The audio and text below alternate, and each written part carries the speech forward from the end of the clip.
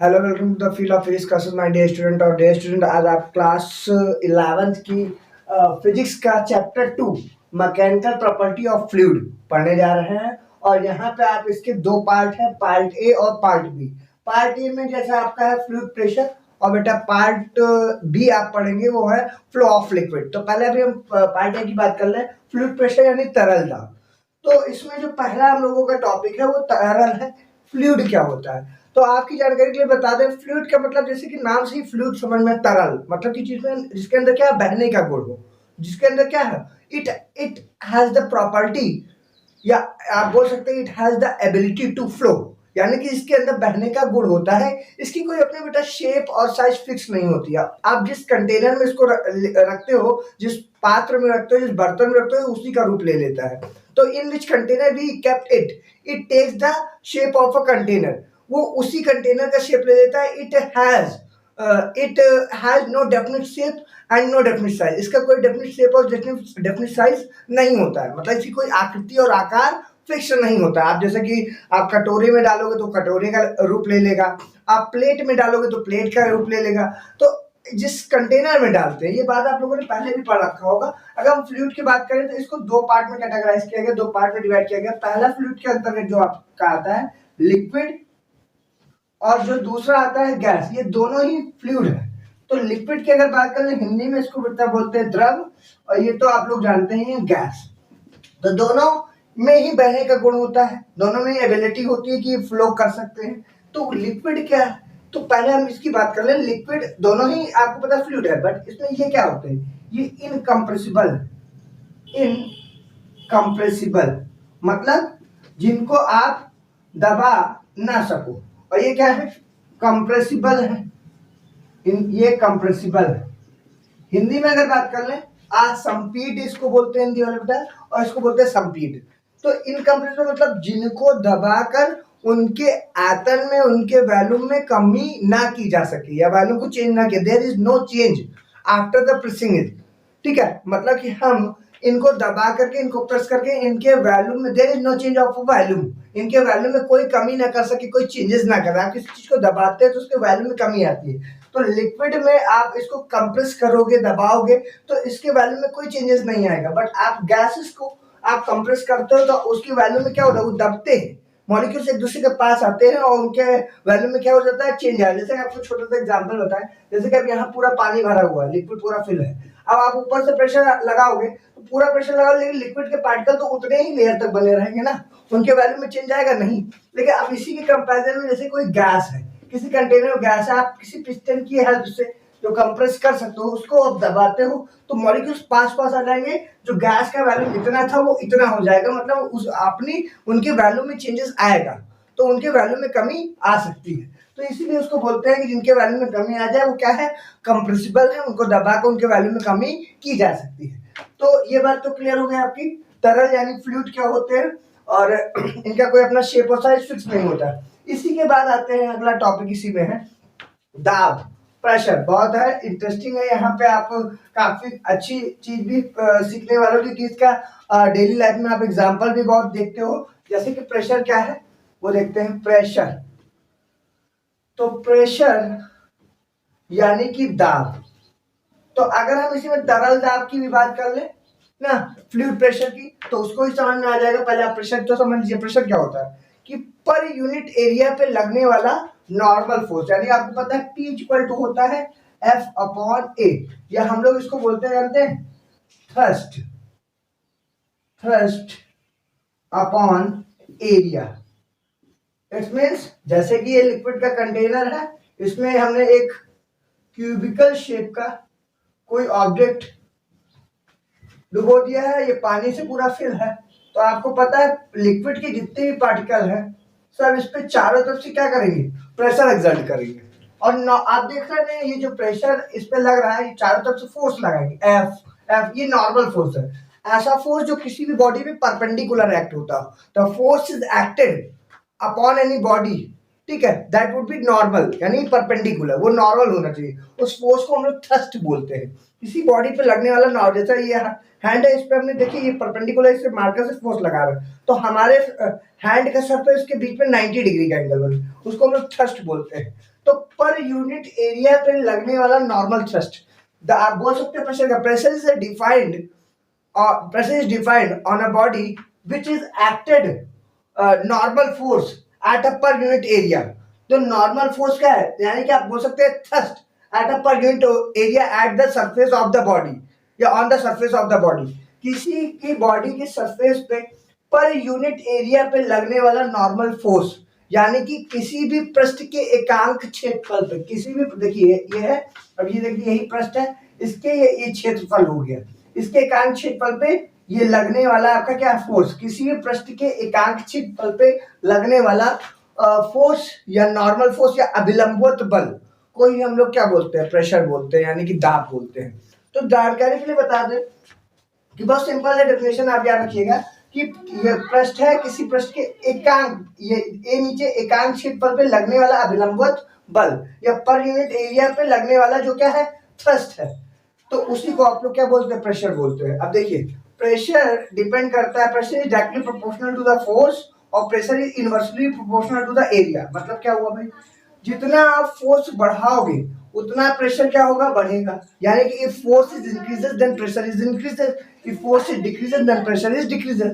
आप किसी बॉडी पे जितना फोर्स लगाओगे प्रेशर उतना ज्यादा लगेगा, ये बात तो समझ, दाब उतना ज्यादा लगेगा। लेकिन अगर आपने क्या किया, एरिया को बढ़ाया, इनवर्सली का मतलब उल्टा, जस्ट रिवर्स है, एरिया बढ़ाएंगे तो प्रेशर कम हो जाएगा और एरिया कम करेंगे तो प्रेशर ज्यादा हो जाएगा। इनवर्सली का P is inversely proportional to A, यानी आप किसी भी पृष्ठ का, किसी भी सरफेस का क्षेत्रफल बढ़ाते हैं तो उसका जो प्रेशर है, दाब है, वो कम हो जाता है, और क्षेत्रफल कम करते हैं तो प्रेशर क्या हो जाता है, बढ़ जाता है। इस बात को आप लोग कई सारे एग्जाम्पल देखते हैं कि जैसे कि सर्कस में जाते हैं तो सर्कस में आपने देखा होगा कि सर्कस वाले जितने भी होते हैं अपने शरीर पे हाथी का पैर रखवा लेते हैं, लेकिन उनको उनकी छाती पे जब पैर रखा जाता है लेकिन वो उनका कोई प्रॉब्लम नहीं होती है, मतलब कि ना उनकी कोई इंजरीज होती है, कोई भी प्रॉब्लम नहीं होती। ऐसा कारण क्या है, जब वो अपने छाती पे पैर रखाते हैं तो यह ध्यान दीजिएगा, इतना बड़ा एक लकड़ी का एक तख्ता टाइप का रखाते हैं, ब्लॉक टाइप का, शीट टाइप का,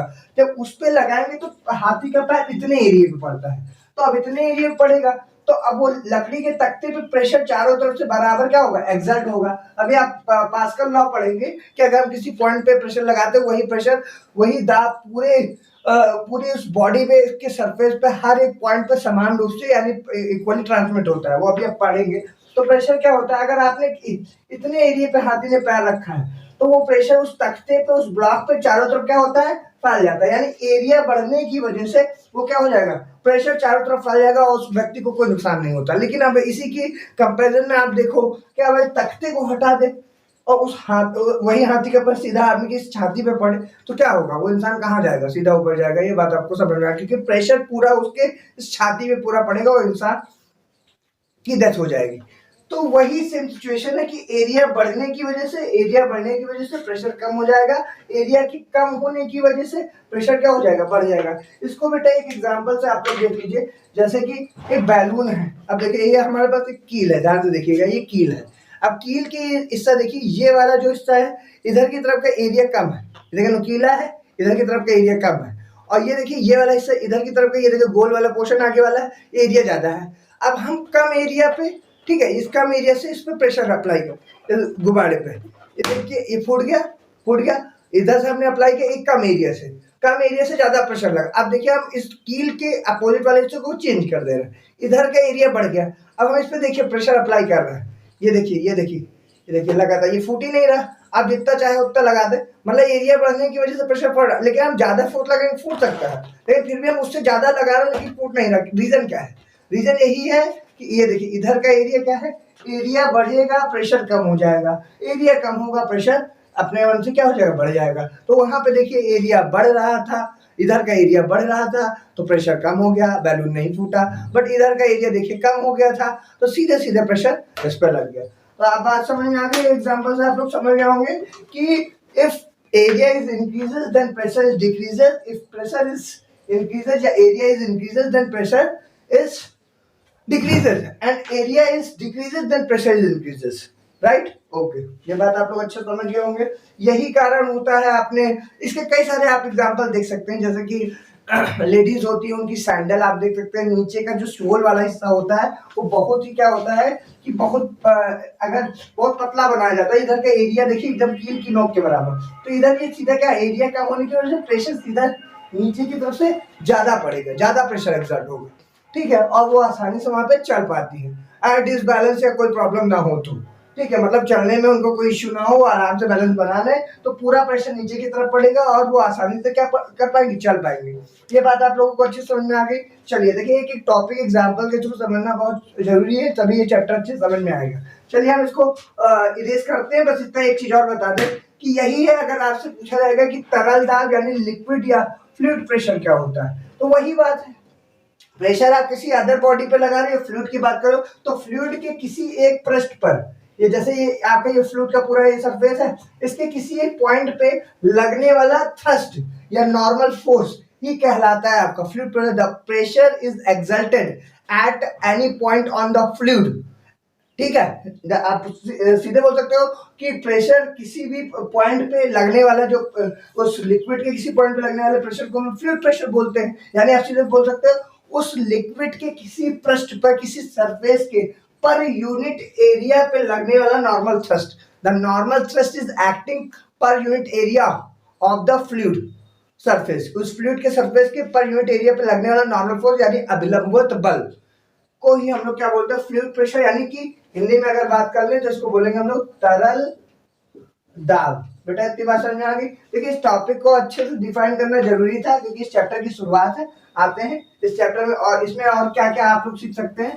तो देखिए इसमें पहली बात तो आपको इसकी यूनिट पता होनी चाहिए।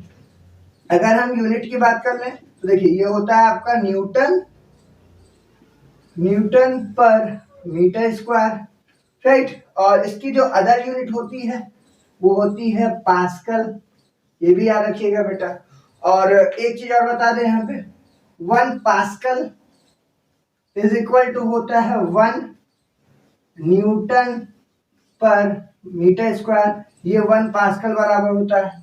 और आपको और भी चीजें इसमें पता होनी चाहिए, बार और टॉर इसकी अदर यूनिट होती है, इसको हम थोड़ा सा इरेज कर लें, आप लोग नोट कर लें अच्छे से, पहले समझ लें, ठीक है। डेफिनेशन बता चुके हो, उसी के अकॉर्डिंग आप लोग अपने बुक से जो भी बोल रहे हैं उसे देखिए, सेम लैंग्वेज आपको मिलेगी, अच्छे समझ सकते हैं। इरेज कर रहे हैं इसको, बार और टॉर।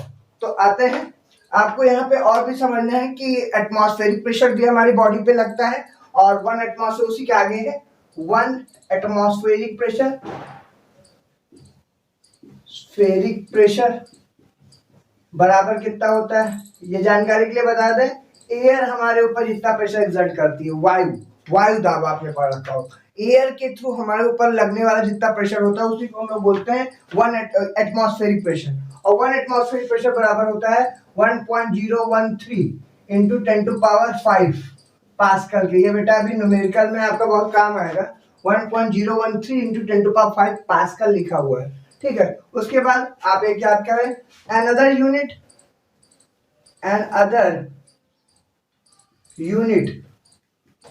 of प्रेशर, प्रेशर की बेटा अदर यूनिट जो होती है वो देखिए क्या होती है, वो होती है बार, 1 बार इज इक्वल टू होता है आपका 10⁵, याद रखिएगा 10⁵ पास्कल के।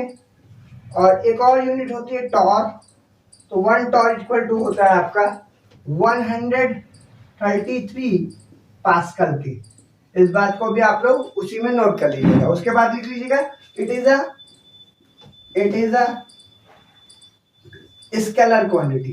प्रेशर क्या है, एक scalar quantity, it is a scalar quantity. Hindi में बात कर लें ये क्या है, अदिश राशि, अदिश राशि, ठीक है। इस चीज को आप लोग लिख ले, अपनी कॉपी में नोट्स बना ले अच्छे से, ठीक है।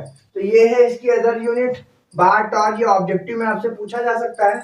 और स्केलर यूनिट होती है आपकी इसकी, ये स्केलर क्वांटिटी है, आप प्रेशर चारों दिशाओं से लगा सकते हैं, परफेक्ट फिक्स नहीं होता है, इसलिए स्केलर क्वांटिटी का मतलब ही आप जानते हैं, अदिश राशि, मैग्नीट्यूड हो, डायरेक्शन फिक्स ना हो, तो प्रेशर आपकी क्या है, एक स्केलर क्वांटिटी है, अदिश राशि, राइट। इतनी बात समझ में आ गई, ओके। तो इस चैप्टर का सबसे इंपॉर्टेंट डेरिवेशन अब करने जा रहे हैं आप लोग, इसको इरेज कर रहे हैं। आते हैं। चलिए, इस चैप्टर में अगला जो है आपका वो है pressure exerted by a liquid column. Pressure heading डाल लीजिए, pressure exerted by a liquid column. ठीक है, तो लिक्विड कॉलम, तो इसको हम बोलते हैं तरल स्तंभ के कारण दाब। तरल स्तंभ के कारण दाब, हिंदी वाले तरल स्तंभ के कारण दाब। ये एक्चुअली बेटा जो डेरिवेशन है, ये फॉर्मूला है, वो आपको डिराइव करना है। ये फॉर्मूला आपके डेरिवेशन के थ्रू न्यूमेरिकल में बड़ा काम आएगा इस चैप्टर में। वो फॉर्मूला आप लोग जानते हैं, जब किसी लिक्विड की गहराई में जाते हैं, द्रव की गहराई में जाते हैं, यानी कि डेप्थ पे जाते हैं, तो द्रव कितना प्रेशर एक्सर्ट करता है हमारी बॉडी पे। जब गहराई की बात की जाए, जैसे लिक्विड कंटेनर है, इसके अंदर की बात की जाए, तो अंदर कितना प्रेशर बढ़ेगा, वो P इक्वल टू होता है H रो G। ये याद रखिएगा, इसी डेरिवेशन को हमें प्रूफ करना है कि गहराई पे जो लिक्विड के द्वारा जो दाब लगाया जाएगा, प्रेशर लगाया जाएगा, P बराबर H रो G होता है। चलिए, इसको प्रूफ करने के लिए हम लोग क्या करेंगे, लास्ट में, प्रेशर एक्सल्टेड, ठीक है, pressure exalted by a liquid column, मतलब हम एक कंटेनर लेंगे, उस कंटेनर के अंदर, देखिए, उस कंटेनर के अंदर हम एक लिक्विड कॉलम, थोड़ा सा गड़बड़ हो रहा है, यहाँ पे सही कर देते हैं, एक लिक्विड कॉलम की परिकल्पना, इमेजिनेशन कर लेंगे। मतलब क्या है भाई, एक लिक्विड के सिलेंडर की इमेजिनेशन की, वो सिलेंडर है, वो लिक्विड का ही बना है। आप नॉर्मल ऐसे सिलेंडर कंसीडर कर, जैसे मार्कर को कंसीडर कर सकते हैं, ये भी सिलेंड्रिकल शेप का है, तो ये पूरा लिक्विड के फिल, ठीक है, ये देखिए पूरा लिक्विड से फिल है ये कंटेनर।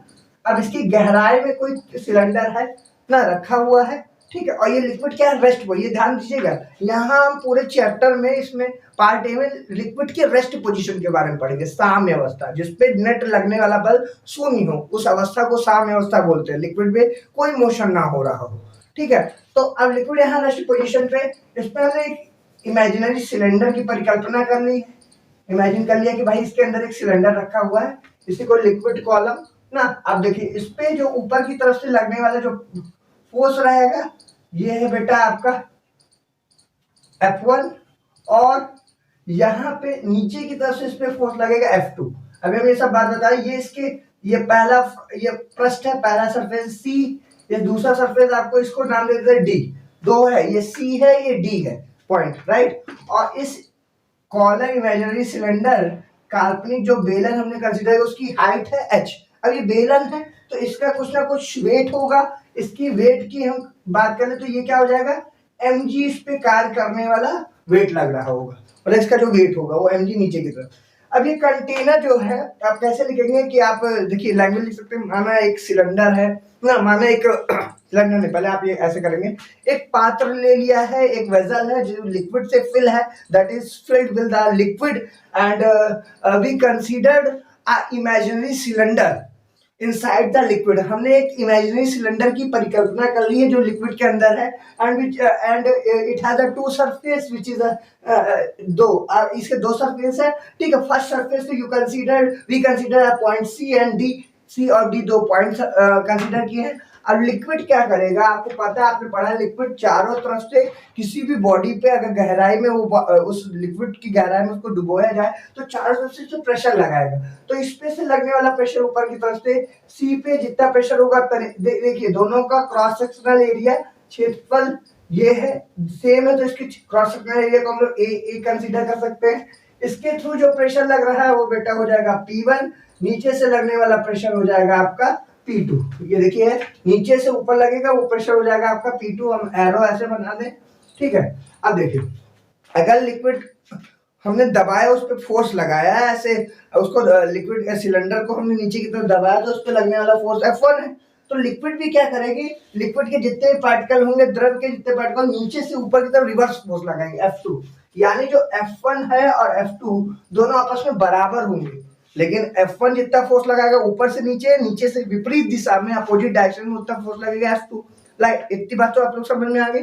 तो आपको पता है कि ये लिक्विड की प्रॉपर्टी होती है, ये आप लोग को पता होगा कि बायरेंट फोर्स लगता है। बायरेंट फोर्स क्या है कि हम किसी भी चीज को तरल में या किसी लिक्विड में डुबोते हैं तो पानी व लिक्विड भी हम पे विपरीत दिशा में उतना बल लगाए। गेंद को डुबोया, गेंद जैसे आप उस बल को हटा देंगे, जो F1 बल लगा रहे हैं उसको हटा देंगे, तो लिक्विड क्या करेगा, नीचे से उसको ऊपर की तरफ फोर्स लगाएगा। गेंद देखिए फिर से ऊपर की तरफ आ जाती है। उस फोर्स को लिक्विड के द्वारा लगाया गया उस फोर्स को बायरेंट फोर्स कहते हैं। यानी कि वही सेम सिचुएशन यहाँ पे भी हो रही है। सिलेंडर को जब नीचे डुबोया, बायरेंट मतलब हिंदी वाले उत्प्लावन बल, तो देखिए ऊपर से नीचे की तरफ फोर्स लगा F1, नीचे से विपरीत दिशा में लगेगा F2 force.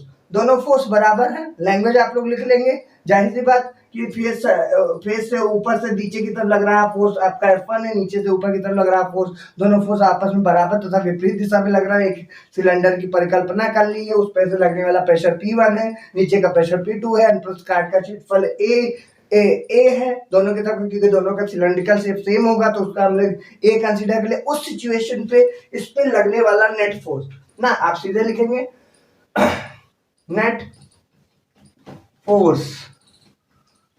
forces exerted on the imaginary cylinder. उस सिलेंडर पे वो काल्पनिक जो बेलन है उस पर लगने वाला जो फोर्स है बाई फ्लूइड या लिक्विड, उस फ्लूइड के थ्रू जितना फोर्स लग रहा होगा तो कितना हो जाएगा भैया, ऊपर से नीचे की तरफ देखिए फोर्स कौन कौन से लग रहा है, एक F1 और mg, दोनों भाई mg नीचे की तरफ, F1 भी नीचे की तरफ, तो दोनों फोर्स F1 प्लस mg, ध्यान से देखिएगा ये दोनों फोर्स। अब ऊपर से नीचे की तरफ ये फोर्स रहा, F2 क्या लग रहा है नीचे से ऊपर की तरफ, तो दोनों बराबर है, विपरीत है। विपरीत के लिए क्या करते हैं माइनस F2, और नेट फोर्स कितना हो जाएगा बेटा 0। तो net force exerted on the imaginary cylinder by the fluid is equal to वो क्या हो जाएगा बेटा इक्वल टू 0। वो नेट फोर्स 0 हो जाएगा और वो इतना रहेगा, राइट। अब देखिए आपको पता है प्रेशर की डेफिनेशन जानते हैं, P इक्वल टू होता है F अपॉन A।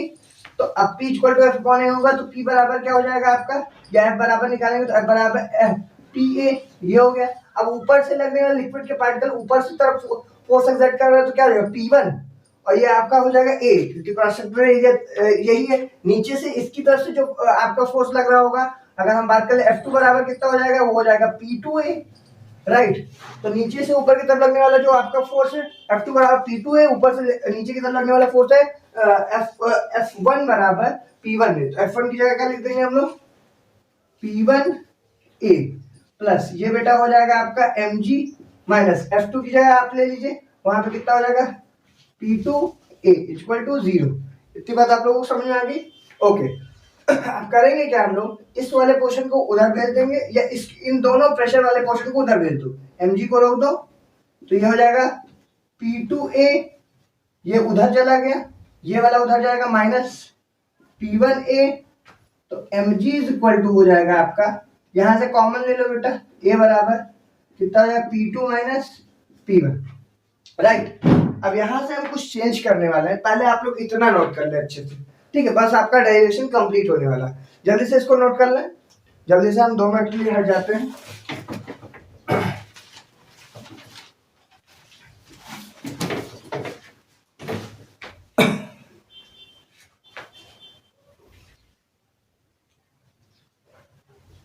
ओके, कर लिया आप लोगों ने नोट कर लिया। इंपॉर्टेंट डेरिवेशन याद रखिए, इससे से पूरा न्यूमेरिकल आएगा, जल्दी से देख लें। अब इरेज कर रहा है, इसी का आगे चल रहा है। लैंग्वेज भी आपको इसी के अकॉर्डिंग लिखना है। बुक में कुछ लैंग्वेज लिखी होगी, हमने जैसा बोला है डिट्टो आप वही लैंग्वेज लिख सकते हैं। इरेज कर रहे हैं इसको, देखिए इसी के आगे हम लोग करेंगे यहाँ पे, इसको चाहे तो इक्वेशन 1 बना के छोड़ दें आप लोग। अब देखिए करना क्या है, करना ये है mg बराबर इतना है, आप बस आपको पता है m, अब लिक्विड ये लिक्विड के सभी पार्टिकल, इसकी अपनी डेंसिटी होगी, डेंसिटी यानी घनत्व की बात करी जा रही है। सभी पार्टिकल कितना एक दूसरे के पास, मतलब वो मैटर कितने, आप डेंसिटी की बात करेंगे आपको पता है डेंसिटी इक्वल टू होता है mass upon volume per unit volume पे जितना उस ऑब्जेक्ट का मास होता है, यानी कि एकांक आयतन पे वस्तु का द्रव्यमान, यानी वस्तु की क्वांटिटी कितने अमाउंट में, तो लिक्विड के पार्टिकल कितने अमाउंट में है, वही उसकी क्या हो जाती है, डेंसिटी हो जाती है। तो लिक्विड कितनी मात्रा में है, राइट। तो हम यहाँ पे मास को, द्रव्यमान को डेंसिटी के फॉर्म में कन्वर्ट कर देंगे। यहाँ लिख देंगे वी नो दैट, जैसा कि हम जानते हैं, ठीक है, डेंसिटी इक्वल टू होता है, density equal to mass upon volume, ये फॉर्मूला है। Density equal to mass upon volume, यानी कि घनत्व इक्वल टू द्रव्यमान बटे आयतन। तो देखिए डेंसिटी को कंसीडर किया जाए rho, density equal to mass upon volume, बेटा ये फॉर्मूला हो गया। अब देखिए, अब आपको क्या करना है, मास का फॉर्मूला निकाल लेना है। तो मास को रोक देंगे क्योंकि mg की वैल्यू यहाँ रिप्लेस करेंगे, तो रो v इक्वल टू हो जाएगा m, ये हो गया। अब हम यही वैल्यू उठा करके, m का मान उठा करके समीकरण 1 में रख देंगे। Putting the value of, putting the value of m in equation first, equation first में बेटा रख दीजिए, इक्वेशन फर्स्ट ये रही, तो ये हो जाएगा आपका, पहले लिख लीजिए equation first, mg is equal to a p2 minus p1। तो m की वैल्यू उठा करके यहाँ रखिए इस जगह पे, ये कितना हो जाएगा रो v, और ये हो जाएगा आपका g is equal to a p2 minus p1। इतनी बार समझ आ गई, इसको इरेज कर दे रहे हैं। अब थोड़ा सा एक चीज और चेंज करेंगे, हम चाहते तो पहले भी कर सकते थे, लेकिन हम यहाँ कर दे रहे हैं। इतना चीज तो समझना है, लेकिन आपको डेरिवेशन जो लिक्विड के द्वारा प्रेशर एक्सर्ट करना है वो P बराबर H रो G था, राइट, ये था। अब यहाँ पे हाइट तो हमने कहीं कंसीडर फॉर्म में लिया ही नहीं, चलो रो आ गया, G आ गया। अब हम लोग V वाले को, वैल्यूम वाले को हाइट के फॉर्म में कंसीडर करेंगे, मतलब कन्वर्ट कर देंगे। कैसे, जैसे इसके अंदर देखो लिक्विड के कंटेनर जो है, इमेजिनरी सिलेंडर है, उसकी हाइट H है ना, ठीक है, उसके एक हिसाब से आप लेंथ की बात कर रहे हैं। अब वॉल्यूम को आपको पता है, वॉल्यूम इक्वल टू होता है length into breadth into height. तो L इनटू बी हो गया बेटा एरिया, और H हो गई हाइट। तो हम एक काम ना करें, इसको चेंज कर दें। तो देखिए, तो हम चेंज करने वाले हैं वॉल्यूम, यानी V बराबर L into B into H, ये बात आप सभी लोग जानते हैं। तो L इंटू बी बराबर हो जाएगा A इंटू एच के एरिया है, एरिया ऑफ रेक्टेंगल याद करिए। हम इसको चेंज कर देना, तो रो बराबर हो जाएगा इसकी जगह आपका A इंटू एच, और ये हो जाएगा बेटा आपका G इक्वल टू हो जाएगा A P2 माइनस P1। ध्यान समझिए। अब देखिए, हम A से हमारा ये कैंसिल हो जाएगा, और अब सीधे सीधे लिख लें तो P2 माइनस P1 बराबर हो जाएगा H rho G, H rho G। ये देखिए, यही आपका फॉर्मूला था।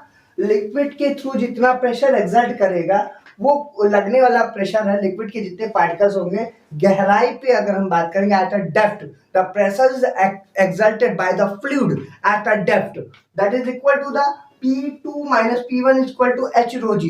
ओके, या आप देखिए प्रेशर का डिफरेंस है, मतलब किधर की तरफ से प्रेशर ज्यादा बढ़ रहा है, ये P ही, मतलब इनको हम बोले P2 माइनस P1। अगर प्रेशर का प्रेशर को माइनस करो, प्रेशर ही तो आएगा। मतलब इसको हम ऐसा भी लिख सकते हैं, P is equal to P2 minus P1 equal to H rho G, या P बराबर H रो G। ये आपका फॉर्मूला हो गया, ठीक है, ये है दाब का फॉर्मूला। तो यहाँ से एक बात आपको क्लियर हो गई। अच्छा, एक चीज और थोड़ा सा इसमें और आप डिराइव कर सकते हैं, कैसे, जैसे इतना नोट कर ले पहले आप लोग अच्छे से, समझ रहे, इतना पहले नोट कर ले अच्छे से, इंपॉर्टेंट डेरिवेशन है, ठीक है, जल्दी से नोट करें। ठीक, एक आप लोग उसमें थोड़ा सा स्टॉप करके 2 मिनट एक साथ नोट कर लिया करें। अब हम थोड़ा आगे चल रहे हैं, देख लें आप लोग। जो भी डाउट्स हो आप कमेंट्स में क्लियर कर दें, जहाँ समस्या है, जो भी प्रॉब्लम्स हैं, उसको एक बार फिर से आपको समझा देंगे कमेंट्स के थ्रू, या कोई नई वीडियो बनाकर आपको समझा देंगे जहाँ पे डाउट्स हो। चलिए आगे बढ़ते हैं। अब आगे का जो डेरिवेशन ये है कि देखिए, एक्चुअली क्या है, ये लिक्विड के सभी पार्टिकल्स हो गए, ठीक है, ये C और D के कारण इसकी जो हाइट हो गई, इसको थोड़ा भी साफ कर दें। तो अगर हम इस सिलेंडर की बात कर लें, फेस यहाँ पे है C और D, ठीक है, ये अपर फेस हो गया, लोअर फेस हो गया। दोनों फेस के बीच की जो हाइट के कारण लिक्विड पे लगने वाला जो प्रेशर है, ठीक है, ये जो प्रेशर है वो कितना एग्जैक्ट हो रहा है एच रो जी। लेकिन अगर हम बात कर ले कि अगर इस सी वाले पॉइंट को और इस डी वाले पॉइंट को हम एक ही सरफेस पे ले लें, यानी एक ही तल पे हो, ठीक है, तो आगे लिखेंगे when both points lie at the same surface, मतलब when both point C and D lie, ठीक है, सी और डी क्या करेंगे, लाई करेंगे, लाई एट सेम पॉइंट, एक ही पॉइंट पे अगर लाई कर रहा है, कैसे, जैसे कि ये सी और डी के बीच में कोई गैपिंग ही ना करे, ये जो गैपिंग दिखाई पड़ रही है ये एक ही तरह, मतलब कि आपका, देखिए एक मिनट हमने इरेज कर दिया, फिर तो देख लीजिए सी और डी, ये इस वाले पॉइंट पे सी डी यहाँ पे भी आ जाए और सी भी यहाँ पे हो जाए, दोनों का पॉइंट एक ही हो, उस सिचुएशन में मतलब इस जगह पे भी सी हो, इसी जगह पे डी हो, उस सिचुएशन में क्या होगा, उस सिचुएशन में लिक्विड के जो पार्टिकल्स हैं उनका अगर हम कंटेनर से यहाँ बात कर ले तो ये देखिए इस जगह पे, इस तल पे सी भी है और इसी तल पे डी भी है, मतलब जब सी और डी एक ही पॉइंट पे लाई करेंगे तो आप बेटा बताइए हाइट क्या हो जाएगी वहां पे, उस सिचुएशन में कोई गैप, क्योंकि सी और डी के पॉइंट की अलग अलग डिफरेंस की वजह से ही तो हाइट थी, और अब जब सी और डी एक ही तल पे आ गए, एक ही पॉइंट पे आ गए, तो यहाँ पे हाइट बेटा कितनी हो जाएगी, हाइट 0 हो जाएगी, क्योंकि तल तो अब एक ही हो गया, सी और डी उसी पॉइंट पे आ गए, इनके बीच की, इस पॉइंट के बीच की गैपिंग कहाँ रह गई, तो उस सिचुएशन में कि when both point C and D lie on same point, then उस सिचुएशन में क्या हो जाएगा, h बराबर 0, ये कंडीशन भी आपसे पूछी जा सकती है ऑब्जेक्टिव में, तो उस सिचुएशन h 0 हो जाएगा, तो हम क्या करेंगे, इसके यहाँ पे उठा के रख देंगे, देखेंगे फिर प्रेशर का क्या फॉर्मूला निकल के आता है, तो P2 माइनस P1 यहाँ पे 0 इंटू रो इंटू जी, तो P2 minus P1 is equal to हो जाएगा 0 और P2 बराबर बेटा आ जाएगा P1, मतलब क्या बात सिद्ध हो गई, क्या बात प्रूफ हो गई, बात ये प्रूफ हो गई कि अगर C और D एक ही पॉइंट पे लाई कर रहे हों तो लिक्विड के थ्रू लगने वाला प्रेशर उस तल पे, उस तल के, इस तल के प्रत्येक बिंदु पे, यहाँ पे प्रत्येक बिंदु पे क्या होगा, समान रूप से वो दाब संचरित होगा, मतलब समान रूप से दाब चारों तरफ एक्सर्ट होगा, उस वो प्रेशर इक्वली ट्रांसमिट होगा उसी तल पे, यहाँ पे भी उतना लगेगा, यहाँ पे भी उतना लगेगा, यहाँ पे, तो अगर तल पे प्रत्येक सी और डी एक ही बिंदु पे है तो उस तल के प्रत्येक बिंदु पे लगने वाला जो प्रेशर होता है P1 बराबर P2 वो इक्वली होता है, ये बात समझ में आ गई, ओके, इस बात को भी आप लाइन में लिख सकते हैं, ये लिख देंगे, यही लिख सकते हैं आप, if H is equal to 0 then pressure is equally transmitted at the surface of a liquid के किसी एक सरफेस पे जो प्रेशर होगा that would be equal, वो क्या होगा, समान रूप से समान दिशा में उस तल पे संचरित होता है जब C और D एक ही बिंदु पर लाई कर रहे हो, उस सिचुएशन H बराबर 0 के कारण, आप देखिए ये बात प्रूफ हो गई है, इसको इरेज करें, चलिए आगे चलते हैं, देख लीजिए अच्छे से समझ लीजिए, अब आगे चलना है, ओके, देखिए वीडियो भले ही थोड़ी सी लॉन्ग हो लेकिन जब टॉपिक को अच्छे से डीप समझना है तब आपको हर एक चीज को फोकस बनाते हुए चलना पड़ेगा, राइट, ये इंपॉर्टेंट डेरिवेशन था, इस डेरिवेशन के साथ ही आपका जो अगला जो टॉपिक है वो अगला टॉपिक है आपका पास्कल्स लॉ, ठीक है, पास्कल लॉ पढ़ने से पहले आपको एक चीज और बता दें जल्दी से, पहले तो प्रेशर जो था P equal to F upon A, इसकी आप डायमेंशन लिख लीजिएगा, छूट गई थी, इसकी बेटा डायमेंशन होती है, देखो फोर्स को mLT की पावर -2, वहीं पे नोट्स आप बनाना तो लिख लीजिएगा, एरिया की होती है L2, L से L कट जाएगा तो mL की पावर -1 T की पावर -2, कोई चीज आपसे छूट ना पाए इसलिए थोड़ा सा कंटेंट को हमने ले लिया है कि कोई चीज छूट ना पाए, ये है आपका डायमेंशन, तो ये डायमेंशन है आपके प्रेशर की। अब साथ ही साथ आपको अब जो पढ़ना है वो पढ़ना है पास्कल लॉ, बट उससे पहले इसी टॉपिक का एक और चीज है, अगर आपसे पूछा जाएगा कि प्रेशर, टोटल प्रेशर आपकी बॉडी पे या किसी सब्सटेंस पे कितना लग रहा है तो वो क्या कितना बताएंगे, तो टोटल प्रेशर की अगर बात करेंगे तो बेटा ध्यान दीजिए, लिक्विड के पार्टिकल ही खाली प्रेशर नहीं लगाते हैं, ये जैसे लिक्विड है, अब ये सिलेंडर आपने कंसीडर किया था इमेजिनरी सिलेंडर, तो लिक्विड के पार्टिकल तो इस पे प्रेशर लगाएंगे ही लगाएंगे, सो लेकिन ऊपर से क्या कर रही है, एयर भी इस सिलेंडर पे क्या कर रही है, प्रेशर एक्सर्ट कर रही है। तो एयर के थ्रू प्रेशर जितना एक्सर्ट किया जाता है किसी बॉडी पे, आपको पता है एटमॉस्फेरिक प्रेशर, तो उस बॉडी पे लगने वाला टोटल प्रेशर कितना हो जाएगा, तो आप बोलोगे atmospheric pressure, atmospheric pressure total pressure का फॉर्मूला आएगा एटमॉस्फेरिक प्रेशर, और लिक्विड की गहराई पे लगने वाला जो प्रेशर है वो यानी P बराबर एच रो जी। तो टोटल प्रेशर की बात करेंगे तो ये फॉर्मूला लगाइएगा। एटमॉस्फेरिक प्रेशर का फॉर्मूला पता है आपको, वैल्यू पता है 1.013 इंटू 10⁵ प्लस एच रो जी। ये फॉर्मूला आप जब आपसे टोटल प्रेशर पूछा जाए या गहराई में कोई भी ऑब्जेक्ट लिक्विड की डेप्थ पे डुबोया गया है या रखा हुआ है, उस सिचुएशन पे लगने वाला टोटल प्रेशर या प्रेशर की बात करेंगे तो आप ये फॉर्मूला लगा करके उस न्यूमेरिकल को सॉल्व करिएगा। चलिए आगे चलते हैं, इसको इरेज कर रहे हैं। ओके, इतनी बात क्लियर हो गई। अब आते हैं इस चैप्टर के सबसे इंपॉर्टेंट टॉपिक पे, which is the Pascal law.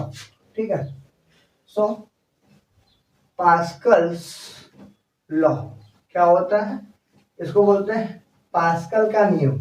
बड़ा ही इंटरेस्टिंग नियम दिया था इन्होंने, और इस नियम की बात हमने अभी पहले भी आप लोगों के सामने की है। पास्कल का नियम क्या है, एग्जाम में बहुत पूछा जाता है, इसके एप्लीकेशंस। ठीक है, application of the Pascal law से रिलेटेड आपका 4 या 5 मार्क्स का क्वेश्चन बनता है। पास्कल का नियम भी पूछा जाता है, क्या होता है पास्कल का नियम वो समझिए। तो उन्होंने इस नियम के अकॉर्डिंग बताया, ध्यान से हमारी बात सुनिएगा ताकि इतना समय भी वेस्ट ना हो। उन्होंने इस नियम के अकॉर्डिंग बताया कि अगर हम कोई भी सिलेंडर ले लेते हैं और या कोई भी बर्तन ले लें या पॉट ले लें, वेसल ले लें, और उसके अंदर लिक्विड फिल हो, लिक्विड के सभी पार्टिकल क्या हो, मौजूद हो, यानी लिक्विड फिल है तो पार्टिकल तो मौजूद होना तय ही है। तो अगर इस कंटेनर में, ठीक है, ये इसमें चारों तरफ क्या है, लिक्विड फिल है एट अ रेस्ट पोजीशन पे, इस पे कोई प्रेशर नहीं पड़ रहा, कोई दबाव भी नहीं लगाया गया है। तो अगर ये पॉइंट है आपका ए बी सी डी, तो इस पे से जितना प्रेशर P एक्सर्ट हो रहा है उतना प्रेशर इस पे लगेगा, उतना प्रेशर नीचे की तरफ इस पे लगेगा, उतना प्रेशर इस पे लगेगा। मतलब आप जितना फोर्स आप इधर लगाते हो तो फोर्स की वजह आपको पता है pressure is directly proportional to the force.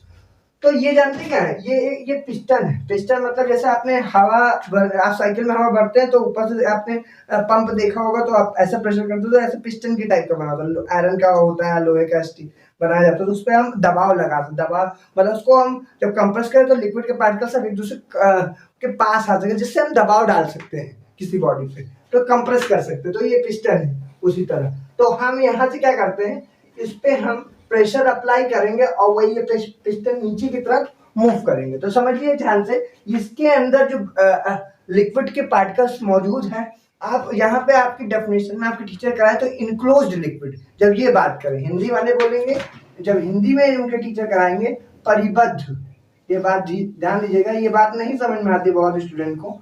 Enclosed और परिबद्ध वर्ड बोला जाएगा। एक एक टॉपिक अगर समझ में आएगा तब तो डेफिनेशन समझना अच्छी बात है। आप अगर डेफिनेशन को रट लेंगे, don't like the parrot, parrot नहीं बनना है ना, रट्टू तोता नहीं बनना, समझना है कि परिबद्ध इनक्लोज का मतलब क्या है। लिक्विड के सभी पार्टिकल्स के अंदर मौजूद हो, और ये लिक्विड के पार्टिकल, परिबद्ध का मतलब बता रहा है इस कंटेनर से बाहर ना जा सके, इनकी सीमा क्या हो, इनकी सीमा इसी अंदर हो, कंटेनर के अंदर ही मौजूद रहे, तो उसको बोलते हैं इनक्लोज लिक्विड या परिबद्ध। लिक्विड के सभी पार्टिकल उसी कंटेनर के अंदर उतनी ही सीमा में मौजूद हो, ये नहीं कि लिक्विड के पार्टिकल इधर बह के निकल जा रहे इधर निकल के जा रहे हैं। परिबद्ध इनक्लोज्ड लिक्विड कंटेनर के अंदर फिल हो, उससे बाहर ना जा सके। तो उन्होंने बताया कि अगर हम एक कंटेनर को लें और चारों तरफ उन्होंने पिस्टन लगा रखा है, अब इसमें कहा कि भैया इसके सभी पार्टिकल सपोज है 5 पास्कल इतना प्रेशर एक्सर्ट कर सकते हैं, इतना हम प्रेशर लगाएंगे तो ये पिस्टन मूव नहीं करेंगे। तो उन्होंने क्या किया, इस पे 5 की जगह यहाँ पे मान लो 6 पास्कल का प्रेशर एक्सर्ट किया। तो जब जितना ही प्रेशर उन्होंने इस पॉइंट पे, इस एरिया पे लगाया, इस जगह पे, ठीक है, तो वही प्रेशर ये वाला पिस्टन भी उतना ही मूव हो गया, इधर हल्का सा मूव हुआ, इधर की तरफ मूव किया, ये वाला पिस्टन भी इधर की तरफ मूव हुआ, ये वाला पिस्टन भी इधर की तरफ मूव हुआ, यानी कि सभी पिस्टन चारों तरफ से क्या हो गए, इधर उधर 6 पास्कल का प्रेशर यहाँ पे भी लगा, 6 पास्कल का प्रेशर यहाँ पर भी लगा, उतना ही दाब यहाँ पे भी लगा प्रेशर। तो अब ध्यान से समझिएगा, अभी तो मैंने समझाना था, अब मेन डेफिनेशन उन्होंने क्या बताया कि अगर हम किसी भी लिक्विड के किसी एक पॉइंट पे, लिक्विड के सरफेस के किसी एक पॉइंट पे हम प्रेशर एक्सर्ट करते हैं तो उतना ही प्रेशर समान रूप से समान दिशाओं में क्या होता है, संचरित होता है। तो आप क्या बोलोगे, उन्होंने डेफिनेशन के अकॉर्डिंग ये दिया, when pressure is exerted in a enclosed liquid at a point, ध्यान समझिएगा, when a pressure is exerted in an enclosed liquid at a point, that pressure is equally transmitted in the all direction of the liquid। ठीक है, उस liquid के सभी point पे चारों दिशाओं में समान रूप से क्या होता है, संचरित होता है। यानी हिंदी में अगर बात कर लें कि अगर हम लिक्विड के यानी कि द्रव के किसी एक बिंदु पर, वो द्रव क्या होना है, किसी परिबद्ध द्रव, कोई परिबद्ध द्रव हो, उसके किसी एक बिंदु पर हम दाब लगाते हैं तो उतना ही दाब उस द्रव के प्रत्येक दिशाओं में समान रूप से संचरित हो जाता है। इसी को ही हम लोग पास्कल का नियम बोलते हैं। और एक वर्ड आया होगा यहाँ पे, बिना क्षय हुए, जब आपके टीचर लिखाएंगे कि बिना क्षय हुए मतलब वो दाब हो उसका कहीं लॉस ना हो कि इधर उतना दाब इधर भी लग रहा हो, उतना दाब इधर भी, उतना दाब इधर भी, उतना दाब इधर भी, उतना दाब इधर भी, वो बिना लॉस हुए उतना ही प्रेशर लिक्विड के सभी कंटेनर पे समान रूप से, उस लिक्विड के हर एक पॉइंट पे उसी कंटेनर पे समान रूप से संचरित होता है। इसी को हम लोग क्या बोलते हैं, पास्कल का नियम। बात समझ के, पास्कल का नियम क्या है, ओके। इसी नियम के आधार पे जानते हैं बड़ी बड़ी इंडस्ट्रीज होती हैं और जितने भी आपके कार सर्विसेज होते हैं वहाँ पे आप लोग देखिए लिफ्ट वगैरह इसी नियम पे काम करती हैं कि हम कम एरिया पे कम फोर्स लगाकर ज़्यादा एरिया पे ज़्यादा फोर्स फाइंड आउट कर सकते हैं। मतलब आप कम एरिया पे कम प्रेशर लगाएंगे और ज़्यादा एरिया पे उतना ही प्रेशर ट्रांसमिट होकर के हम बड़ी से बड़ी लिफ्ट, बड़ी से बड़ी कार को आसानी से उठा सकते हैं। तो वो आता है उनका application of Pascal law. Pascal law का एक एप्लीकेशन है, उस एप्लीकेशन को समझिए, एक नहीं दो है और भी हैं। पहले इस चैप्टर में आपका जो एग्जाम में आएगा वो दो एप्लीकेशन बड़े इंपॉर्टेंट है। पास्कल लॉ समझ गया, इरेज कर रहे हैं इसको। देखिए पास्कल लॉ के एप्लीकेशन को समझने के लिए, जैसे मान लीजिए कि आपसे प्रूफ पूछा जाएगा तो आप एक नॉर्मली ऐसे भी प्रूफ को समझा सकते हैं, पास्कल लॉ के प्रूफ को। जैसे ये C और D है वही, और इसका हाइट है H, इस पे लगने वाला, यहाँ पे H हाइट हो गया, ध्यान से देखिएगा, इस पे लगने वाला जो प्रेशर होगा ऊपर से वो फोर्स जैसे F1, और इस तरह से नीचे से ऊपर की तरफ लगेगा फोर्स F2, और इसका जो प्रेशर हो जाएगा पहले बना चुके आपको ये पता होगा, P1A हो जाएगा, इसका P2A हो जाएगा। हम एक सिलेंडर की परिकल्पना कर लेंगे, एक काल्पनिक सिलेंडर की, इमेजिनरी सिलेंडर की, उसको लिक्विड के मतलब उस कंटेनर में हमने डुबो रखा है, ठीक है, या उसके अंदर मौजूद है।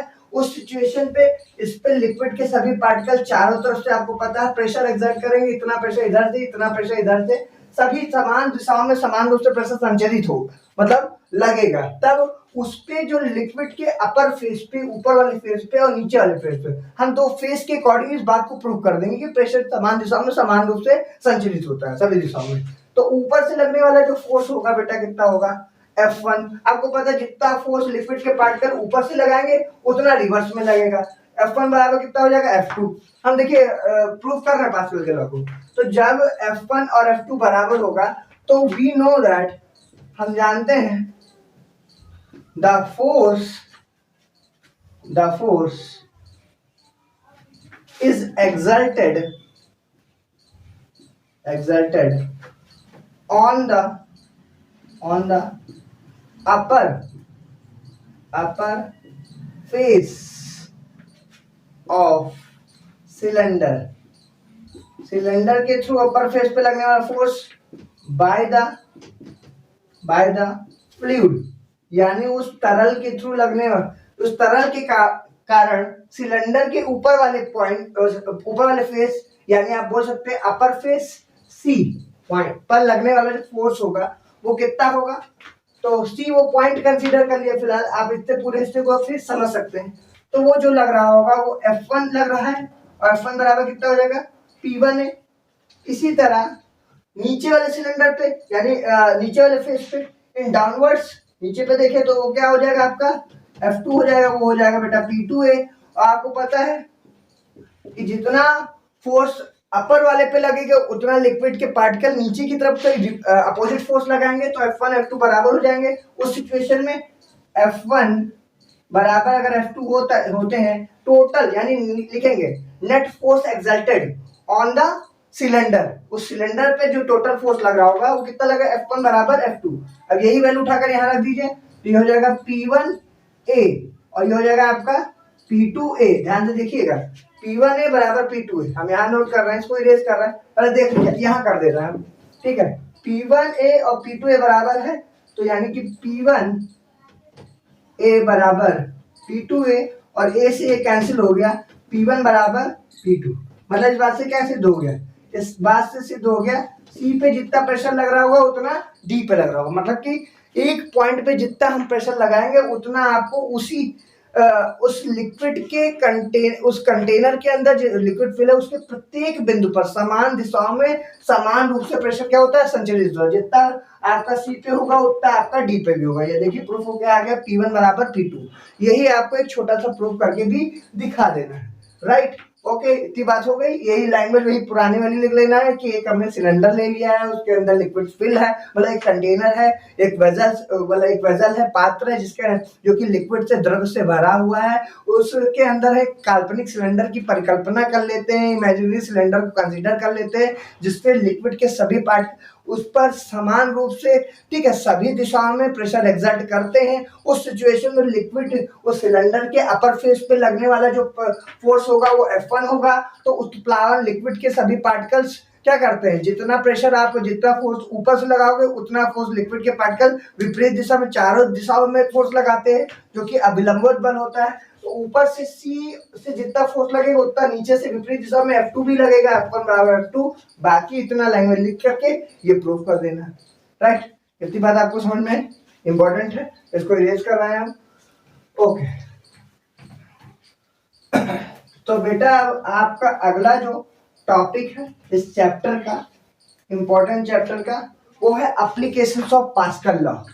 तो पास्कल लॉ के एप्लीकेशन को आपको पढ़ना है। Application of Pascal's law, Pascal के नियम के एप्लीकेशन यानी अनुप्रयोग। हिंदी में बात करें, हिंदी वाले बोल दे रहे हैं, आप लिख लीजिएगा कि पास्कल के नियम के अनुप्रयोग। हिंदी में क्या है, पास्कल के नियम के अनुप्रयोग। पास्कल के नियम के अनुप्रयोग यानी एप्लीकेशंस कई जगह यूज किए जाते हैं, जैसे कि आपका हाइड्रोलिक मशीन्स में, ठीक है, it is use in hydraulic machine like पहला है जो आपका है, एक है आपका हाइड्रोलिक लिफ्ट में, हाइड्रोलिक लिफ्ट है। दूसरा है बेटा आपका हाइड्रोलिक ब्रेक, हाइड्रोलिक ब्रेक, ये है, ठीक है। आते हैं हिंदी में, अगर बात कर लें इसको, हिंदी वाले बोलते हैं द्रव चलित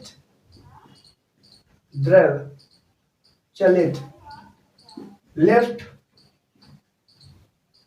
और इसको बोलते हैं हम लोग द्रव चलित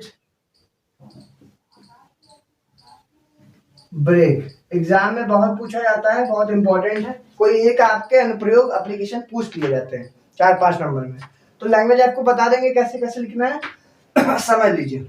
ओके चलिए एक एक करके बात करते हैं इनके। द्रव चलित लिफ्ट क्या होता है, हाइड्रोलिक लिफ्ट, ये कर रहा है। तो पहले हेडिंग कर लीजिए आप लोग,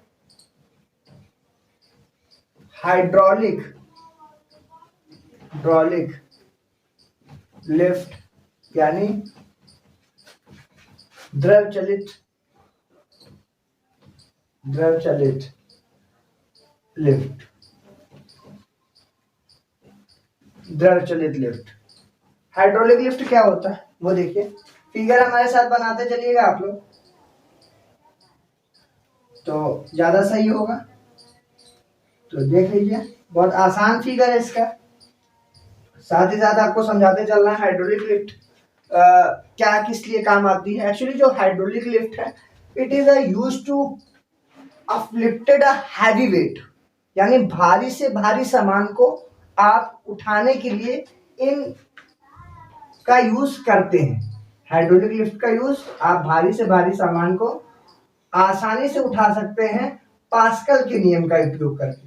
तो आप देखिए हमने क्या किया है, हम एक हाइड्रोलिक लिफ्ट बना रहे हैं और इस हाइड्रोलिक लिफ्ट में हमने एक, ये देखिए छोटा सा एरिया है, ध्यान समझिए, देखिए समझते जाएंगे तो आपको वो चैप्टर अच्छे समझ में कैसे बना है तो आप अच्छे लिख भी सकते हैं। तो हमने देखिए एक पिस्टन बनाया है, ये है पिस्टन, ठीक है, और ये आपका क्या है, एक हाइड्रोलिक लिफ्ट है, एक हाइड्रोलिक मशीन है। इसमें क्या है, चारों तरफ से इसमें लिक्विड फिल होता है, इसके अंदर लिक्विड के सभी पार्टिकल मौजूद हैं। ये देखिए लिक्विड फिल है, द्रव के सभी का मौजूद है। अब इधर पिस्टन का एरिया देखिए, इधर इतना कम एरिया है और इधर का तरफ का देखिए एरिया ज्यादा है। तो हम क्या करते हैं, कम एरिया पे कम फोर्स लगाकर, ध्यान से देखिए इसका यूज क्या, कम एरिया पे कम फोर्स लगा करके ज्यादा एरिया पे ज्यादा फोर्स प्राप्त कर लेते हैं और वो हैवी से हैवी ऑब्जेक्ट आसानी से लिफ्ट हो जाता है। इधर देखिए, इधर से जो नीचे की तरफ से इस पे फोर्स लगेगा वो हो जाएगा बेटा F1। ये आपका प्रेशर है, मतलब यहाँ से हम फोर्स लगाएंगे, ये पिस्टन है, इस पिस्टन को हम T1 नाम दे देते हैं और इस पिस्टन को हम T2 नाम दे देते हैं। जब इधर से फोर्स लगाएंगे तो इतना ही फोर्स सभी दिशाओं में संचालित होगा और नीचे से मतलब फोर्स लगेगा और जब लिक्विड के सभी पार्टिकल विपरीत ऊपर, देखो जब फोर्स ट्रांसफर होगा तो नीचे से ऊपर की तरफ, जब लिक्विड के पार्टिकल एक दूसरे क्या हो जाएंगे, बहुत पास आ जाएंगे, तो नीचे से ऊपर की तरफ फोर्स लगेगा। और यहाँ पे रखा हुआ जो भी हैवी सामान होगा, इसमें हमने एक कार को कंसीडर कर लिया है कि हमारे कार है, ठीक है, या कुछ भी रखा हुआ है, ट्रक है, वो आसानी से क्या होगा, ऊपर की तरफ उठ जाएगा। आप लोग देखते हैं सर्विस स्टेशन वगैरह पे जाते हैं तो वहां पे कार सर्विस कराने जाते हैं तो देखिए हल्का सा प्रेशर लगाते हैं और वो कार धीमे धीमे धीमे धीमे ऊपर उठती हुई चली जाती है। यही आप देखो क्रेन में भी ऐसा होता है, क्रेन में हल्का सा ब्रेक लगाते या हल्का सा पुश करते पीछे, क्रेन के बस कम एरिया फोर्स लगाया और वो आप भारी भारी चीज को ऐसे मिट्टी हो या किसी चीज को आसानी से ऊपर की तरफ देखिए उठा देता है। क्रेन वगैरह में आप लोगों ने देखा होगा, कम एरिया पे कम फोर्स लगा के ज्यादा एरिया पे ज्यादा फोर्स फाइंड आउट किया जाता है। इसका हमने एक देखिए आपका एक्टिविटी भी कराई है फिजिक्स के, आप चैनल पे देखिएगा, अगले पीछे जाकर देखिएगा, हाइड्रोलिक लिफ्ट की एक एक्टिविटी है, तो उस एक्टिविटी से भी आप अच्छे से समझ सकते हैं। तो देखिए ये फोर्स है, इधर से जो लिक्विड के पार्टिकल नीचे से ऊपर की तरफ फोर्स लगाएंगे वो बेटा F2 है। तो अब होता क्या है, वर्क कैसे करता है, ये आपका पाइप है, इसके अंदर लिक्विड फिल है, ये आपको ये ट्यूब हो गया या पाइप हो गया, ठीक है, इसको हमने T नाम दे दिया। अब होता क्या है कि आप कैसे बोलोगे, हम इसका क्रॉस सेक्शन एरिया A, इसका क्रॉस सेक्शन एरिया A, इसको A1 दे दिया, इसका A2 दे दिया, दोनों का अलग अलग है। तो आप देखोगे समझाओगे कैसे कि it is used to lifted a heavy weight, ठीक है, या हैवी लोड्स, ठीक है, like a car, truck, ETC, ठीक है, इन सभी को उठाने के लिए हम लोग इसका यूज करते हैं। और फिर आप ये बोलोगे कि इसमें आपका इस ये जो पूरा इसकी कंस्ट्रक्शन में बताओगे कैसे बना होता है। इसमें एक पूरा एक हाइड्रोलिक मशीन होती है, इस मशीन में ये पाइप के थ्रू लिक्विड फिल होता है और इसमें एक पिस्टन लगा होता है T1 और दूसरा पिस्टन T2। पिस्टन T1 की तरफ का जो एरिया होता है क्रॉस सेक्शन एरिया A1 और T2 की तरफ का जो क्रॉस सेक्शन एरिया A2 नाम दे दिया। तो हम पिस्टन P1 से मतलब T1 से फोर्स लगा अप्लाई करते हैं उस हाइड्रोलिक मशीन पे F1 फोर्स। तो पास्कल के नियम के अकॉर्डिंग जितना फोर्स, जैसे फोर्स अप्लाई किया तो फोर्स लग रहा है मतलब प्रेशर लग रहा है, जितना प्रेशर आप इस पिस्टन के थ्रू इस वाले एरिया पे लगाते हो उतना ही प्रेशर, आपको पता है पास्कल का नियम आपने पढ़ा है कि एक ही बिंदु पर किसी सरफेस के एक ही पॉइंट पर हम जितना प्रेशर लगाएंगे उसी कंटेनर में, देखिए उसी का ही तो पूरा पार्ट है, सभी दिशाओं में समान रूप से the pressure is equally transmitted in all direction, ठीक है, सभी दिशाओं में समान रूप से संचालित होगा, इतना ही प्रेशर ये पूरा इस पे नीचे से ऊपर की तरफ लगेगा। तो ये प्रेशर नीचे से ऊपर की तरफ लगेगा तो ये F2 फोर्स, प्रेशर मतलब तो फोर्स, तो यानी कि प्रेशर मतलब वही फोर्स, जाहिर सी बात प्रेशर लगाए अप्लाई करे तो फोर्स लगा होगा ना, वही F2 फोर्स इस कार को ऊपर की तरफ क्या कर देगा, इस कार को ऊपर की तरफ आसानी से उठा देगा। तो उतना ही प्रेशर ट्रांसफर होगा यहाँ पे यहाँ पे यहाँ पे, तो यानी कि पिस्टन आपका T2 में भी आपका वही प्रेशर अप्लाई होगा जो प्रेशर आपने यहाँ लगाया अकॉर्डिंग टू पास्कल है। तो आप यही बोलेंगे पास्कल के नियम के अकॉर्डिंग उतना ही दाब प्रत्येक बिंदु में समान रूप से संचरित होगा और उतना ही दाब आपका पिस्टन T2 पे लगेगा जिधर का क्रॉस सेक्शन एरिया A2 है और वो कार आसानी से ऊपर की तरफ उठ जाएगी। यानी कि हम F1 फोर्स लगाएंगे कम एरिया पे और हमें ज्यादा एरिया पे जो कि A2 है उधर फोर्स लगने वाला जो कि F2 है वो हमें ज्यादा से ज्यादा फोर्स हमें प्राप्त हो जाएगा। किसके कारण? केवल समान प्रेशर अप्लाई करने के कारण, इक्वल प्रेशर अप्लाई करने के कारण। क्योंकि आप देख रहे हैं ज्यादा एरिया है, हैवी वेट है तो फोर्स भी ज्यादा लगे होगा। तो आप कैसे करेंगे कि अगर T1 पे लगने वाला जो प्रेशर है P बराबर बेटा कितना हो जाएगा F1 अपॉन A1, इसको आप इस प्रूफ से दिखाएंगे और T2 की तरफ का लगने वाला फोर्स है P बराबर F2 और A2, इसको आप प्रूफ दिखाएंगे। ठीक है, लैंग्वेज आपने लिखी होगी। तो इक्वेशन 1 एंड 2 से देख लीजिए। From equation first and second ये दोनों बराबर है तो ये दोनों भी आपस में बराबर हो जाएंगे, यानी F1 अपॉन A1 बराबर F2 अपॉन A2। ये बात क्लियर हो गई? ओके, तो यहाँ कर देते हैं। ठीक है, आप लोग पहले अच्छे से बना लीजिए, देख लीजिए। ठीक है, रोक करके एक बार अच्छे से पहले फिगर बना लीजिए, लैंग्वेज बुक से या हमने जो बोली उसी के अकॉर्डिंग लिख लीजिए। ये फिर इसको मेन प्रूफ दिखा देना है। यही प्रूफ देखिए आपकी बुक में होगा। ठीक है, इस प्रूफ को आप अच्छे से कर लीजिए और समझ लीजिए। देख लीजिए 2 मिनट। ठीक है, समझ लिया आप लोगों ने? इरेज कर रहे हैं क्योंकि इधर नीचे बेटा चला जाएगा, हो सकता है ना दिखे, इसलिए हम थोड़ा सा इरेज कर रहे हैं। अब हमने क्या किया, ये दोनों बराबर है, F2 को रोका, इधर ट्रांसफर करेंगे तो देखिए F1 अपॉन A1 और ये A2 इधर मल्टीप्लाई पे आ जाएगा, A2 इक्वल टू हो जाएगा F2। बेटा फॉर्मूला कितना निकल के आया हमारा? F2 बराबर F1 A1 और A2, ये हमारा फॉर्मूला निकल के आ गया। इसके बाद क्या प्रूफ हो गई? इसके बाद इससे ये बात क्लियर हो गई कि जैसे इधर वाला पिस्टन जो था, और इधर का जल्दी से बना देते हैं हम लोग। ठीक है, इधर का तरफ का एरिया आ जाइए। इधर का जो है आपका, इधर अगर A1 है और इधर का A2 था तो देखिए हुआ ये है कि इधर की तरफ, इससे बात क्या क्लियर हो गई? मान लीजिए कोई लोड है, हमारे पीछे बनाया था हमने, तो देखिए हुआ ये कि F2 इस, देखिए F2 क्या है, F1 की कंपैरिजन में इतने टाइम्स क्या है, A2 अपॉन A1 टाइम्स ज्यादा है। इस फॉर्मूले से क्या प्रूफ हो क्या है? जैसे आपने पढ़ा नहीं, x is equal to 2y, x की वैल्यू y की कंपैरिजन में 2 गुना है, 2 टाइम्स है। उस तरह F2 की वैल्यू यानी इधर की जो फोर्स मिलेगा वो F1 की कंपैरिजन में क्या मिलेगा, A2 अपॉन A1 टाइम्स ज्यादा मिलेगा। टाइम्स देखिए नहीं, इनके बीच में मल्टीप्लाई का लगा है सर। तो इस बात से हमें ये प्रूफ हो जाता है कि F2 की वैल्यू हमें सेकेंड पिस्टन पे ज्यादा से ज्यादा फोर्स हमें मिल जाता है।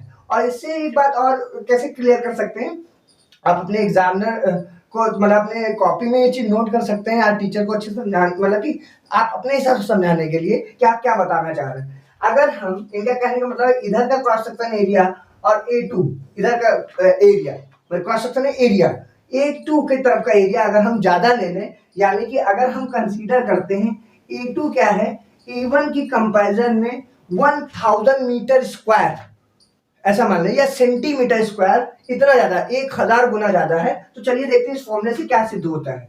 तो F2 बराबर, इस फॉर्मूले एकदम इक्वली सिद्ध हो जाएगा। F2 की वैल्यू इधर का फोर्स आपको ज्यादा मिलेगा, तो F1 इंटू A2 की जगह हम रख देंगे 1000 A1, और देखिए बेटा नीचे भी क्या है A1 से A1 कैंसिल हो गया, तो F2 is equal to 1000 F1। देख लीजिए बेटा क्या मिल रहा है, यानी कि सेकेंड पिस्टन पे लगने वाला जो फोर्स है F2 वो F1 की तुलना में 1000 गुना, 1000 टाइम्स, ठीक है 1000 टाइम्स F1 की तुलना में ज्यादा होगा। मतलब अगर आप इधर 1 न्यूटन का फोर्स लगा रहे हो तो इधर आपको मिलेगा 1000 न्यूटन का फोर्स, और अगर आप 1000 न्यूटन का फोर्स इधर 5 न्यूटन का फोर्स दे रहे हो, इधर मिलेगा आपको 5000 न्यूटन का फोर्स। बात समझ में आ रही है? देखिए क्या चीज क्लियर है एकदम आसानी से। इससे ये बात क्लियर है कि आप छोटे मोटे सामान नहीं, भारी से भारी ट्रक को पता नहीं क्या क्या आसानी से उठा सकते हो।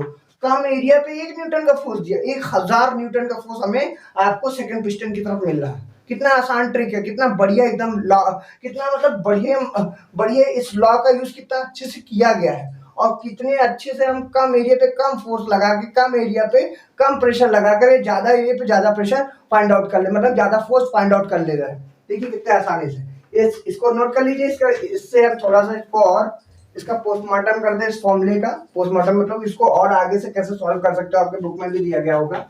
इन्होंने यही बोला है कि अगर देखिए इधर की तरफ का फिगर में भी हमने बनाया था, area A2 is very very greater than A1। A2 बड़ा है A1 की कंपैरिजन में, तो अगर आप खुद सोचिए A2 A1 की तुलना में बड़ा है तो एरिया बड़ा है, तो इधर का फोर्स भी F2 बड़ा होगा। इससे भी हम लोगों ने प्रूव कर लिया। इसका मतलब क्या हो जाएगा, F2 is very very greater than F1। तो इस बात से सिद्ध होता है कि आपका सेकंड पिस्टन की तरफ F2 की वैल्यू भी क्या होगी, F1 की तुलना में बहुत ही ज्यादा होगी, राइट। अगर आप ऐसे ना समझे तो ऐसे देख लीजिए, F2 F1 को इधर लेके आते हैं, तो F2 upon F1 is equal to हो जाएगा A2 अपॉन A1। देखिए फिगर के अकॉर्डिंग एरिया बड़ा था और न्यूमिनेटर अगर बड़ा है तो इधर का भी देखो, दोनों में इक्वल का साइन है ना, तो F2 की तरफ भी वाला हिस्सा तो बड़ा होगा, इधर का भी न्यूमिनेटर बड़ा होगा क्योंकि इक्वल है ना, यानी इधर का एरिया बड़ा तो इधर का फोर्स भी बड़ा। तो F2 is very very greater than F1 if A2 is very very greater than A1। बताइए इतनी बात समझ में आ गई? ओके, तो नोट कर लें, इस चीज को आपको लिखना बहुत जरूरी है। इसके बाद हमारा एक है हाइड्रोलिक ब्रेक्स, इस चैप्टर का लास्ट टॉपिक। इस चैप्टर में हम लोग एक्चुअली हमने इसके दो पार्ट नहीं रखे हैं, इसी पार्ट में हम इस चैप्टर को पूरा कंप्लीट कर लेंगे, ज्यादा बड़ा नहीं है इसका। लास्ट और एक छोटा सा टॉपिक और है, बस उसके बाद चैप्टर को खत्म करते हैं, इरेज कर रहे हैं। तो अगला बेटा जो है आपका, अगला है आपका हाइड्रोलिक मशीन में हाइड्रोलिक ब्रेक। हाइड्रोलिक ब्रेक जो अगला टॉपिक है, हाइड्रोलिक ब्रेक यानी द्रव चलित ब्रेक। बेटा द्रव चलित ब्रेक क्या होता है, ये देखिए। तो चलित ब्रेक भी बिल्कुल पास्कल, वही पास्कल के नियम का आधारित है। हाँ, आप याद रखिएगा, उस पर ये वर्ड जरूर लिख लीजिएगा हाइड्रोलिक लिफ्ट में, it is based on the Pascal's law. पहले लिखिएगा, it is used to the lifted heavy weight, भारी से भारी सामान को उठाने के लिए इसका यूज किया जाता है, and it is used to the principle of the Pascal law. ये वर्ड लिखना बहुत जरूरी है। इसमें भी हम लोग ऐसा ही लिखेंगे कि इसका यूज पास्कल के नियम में किया जाता है। इसमें होता क्या है, देखिए बनाते चलेंगे तो आपको अच्छे समझ में आ जाएगा कैसे क्या है, साथ में सीखते भी चलिए। ये ट्यूब है, ये आपका हाइड्रोलिक, जैसे क्या है गाड़ी वाड़ी होती है, गाड़ी आपने देखा है उस 4 व्हीलर 2 व्हीलर, उसके जो पहिए होते हैं, तो पहिए पे जितना ब्रेक लगता है, मतलब पहिए पर लगने वाला जो ब्रेक है वो उसी की बात कर रहे हैं। लिक्विड ऑयल लिक्विड फिल होता है उसके अंदर, जब हम लिक्विड पे प्रेशर डालेंगे तो पहिए पे प्रेशर पड़ेगा और पहिया क्या हो जाएगा, जो अर्थ के कांटेक्ट पे आकर के रुक जाएगा। वही चीज है आपका हाइड्रोलिक ब्रेक। तो हमने यहाँ पे एक पहिए का लिया, इधर अदर और सारे पहिए कनेक्ट होंगे, तो ये हमारा हाइड्रोलिक ब्रेक का सिस्टम। तो यहाँ पे हमने एक हाइड्रोलिक ब्रेक बना रहे हैं और इसमें हमने 2 पिस्टन लगाएंगे इस जगह पे। एक पिस्टन आपका हो जाएगा P1 और बेटा इस जगह पे जो दूसरा पिस्टन लगेगा आपका P2। ध्यान से देखिएगा, ये हमने 2 पिस्टन लगा दिए, इसके अंदर बेटा पूरा है फिल लिक्विड, ठीक है। और ये आपका सिलेंडर है, ठीक है। इस सिलेंडर को हम नाम दे दे रहे हैं C। और इससे आपकी जानकारी के पहले ये पूरा व्हील पहिए की तरह बना होगा, ये एक ऐसा पूरा सर्कुलर, ये एक हमारा व्हील है, मतलब एक पहिया है, पूरा पहिए का शेप है। और इसका जो कनेक्शन है, ठीक है, यहाँ पे हमने कंसीडर कर लिया है, ये फिगर बना रहा है, थोड़ा सा ये वाला देखिए, ये वाला साइज आप थोड़ा सा बड़ा बनाइएगा, ये हल्का सा बड़ा बनेगा, आप लोग अपनी बुक में देखिएगा, ठीक। इसी से ब्रेक अप्लाई करना है आपको, इसी से ब्रेक लगाना है, ठीक है। और इसका कनेक्शन सीधे होगा आपका ब्रेक शूज से, उसके अंदर जो ब्रेक शूज हो, ब्रेक शूज वाला इससे थोड़ा छोटा आप लोग बनाएंगे, थोड़ा फिगर में इस चीज को ध्यान दीजिएगा। ये है ब्रेक शूज जो हम बना रहे हैं, थोड़ा सा छोटा और थोड़ा सा चौड़ा भी बनेगा, ठीक है, इधर पे थोड़ा सा चौड़ा भी बनेगा।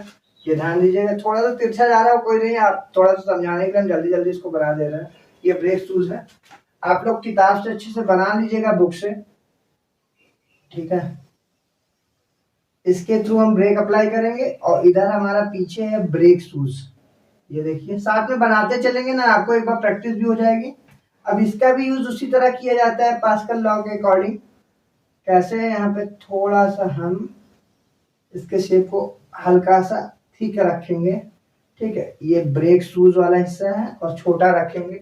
अब देखिए ये है आपका ब्रेक शूज, ये ब्रेक शूज बनाते चलिए तो प्रैक्टिस होगी बेटा, और ये चीज आपको समझ में भी आएगी कैसे क्या है। ये है आपका ब्रेक शूज, एक तरफ बना दे रहे हैं। ये है ब्रेक शू, इससे आप प्रेशर लगाओगे। और ये वाला हिस्सा देख रहे हैं, ये बाहर वाला हिस्सा, ये देखिए ये डार्क जो हमने किया है, ये है आपका rim, wheel, rim of wheel ना, नहीं एक मिनट, व्हील ऑफ रिम,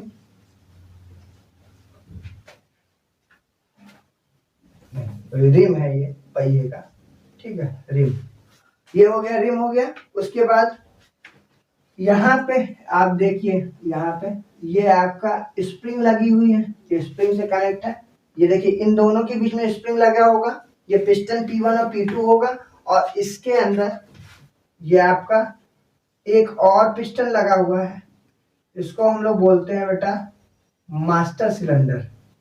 ये है आपका मास्टर सिलेंडर, इसके अंदर लिक्विड फिल है, और इस मास्टर सिलेंडर से यहाँ पे लीवर कनेक्ट होगा। लीवर मतलब यहाँ पे जिसके थ्रू हम लोग ब्रेक अप्लाई करेंगे, ठीक है। यहाँ पे ये आपका ब्रेक पैडल है, ठीक है। इस ब्रेक पैडल के थ्रू हम लोग अप्लाई करने वाले हैं ब्रेक, ठीक है। यहाँ से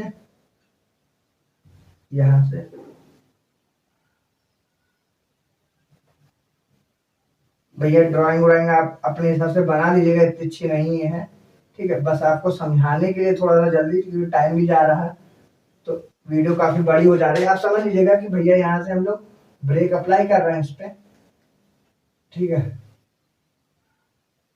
ये लग रहा है, यहाँ से हम लोग ब्रेक अप्लाई करेंगे, और ये है आपका ब्रेक पैडल, ब्रेक पैडल, ठीक है। ठीक है, समझते रहेंगे तो आपको समझ में आ जाएगा। ये ब्रेक पैडल है, ये मास्टर सिलेंडर है, मास्टर सिलेंडर, हिंदी वाले भी इसी तरह लिखेंगे, मास्टर कोई अलग चीज नहीं है, मास्टर सिलेंडर है। यहां से हम लोग ब्रेक लगाएंगे इस पे, ठीक है।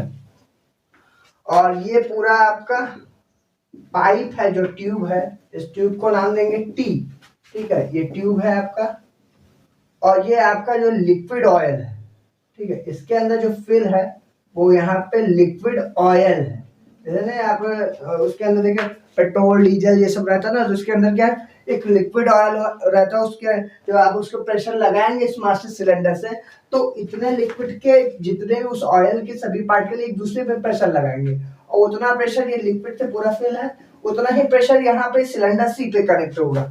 और यहाँ पे हम बता दे रहे हैं, यहाँ पे फॉर अदर व्हील, अदर पहिए के लिए, इधर मतलब अदर दूसरा पहिया कार का हो या जिसका हो दूसरा पहिया आपका कनेक्ट होगा उसके लिए है। और इधर का आपका रिम था, ये है रिम ऑफ व्हील, उस पहिए का रिम, ये डार्क वाला हिस्सा। हम थोड़ा इस हिस्से को डार्क कर दे रहे हैं क्योंकि इसी हिस्से को आप लोग बोलते हो ब्रेक शूज, तो इसको आप लोग अपने बुक से अपनी कॉपी में बनाइएगा तो थोड़ा डार्क बनाइएगा। ये है आपका ब्रेक शूज, ये है ब्रेक शूज जिससे आप ब्रेक लगाते हो। और ये बाहर वाला जो पोर्शन है ये है रिम। देखिए अब फंक्शन कैसे होना है हाइड्रोलिक लिफ्ट का, बड़े ध्यान से देखिएगा। वीडियो लॉन्ग हो रहा है कोई दिक्कत नहीं, समझिए अच्छे से, तभी ये पूरा चैप्टर समझ में आएगा।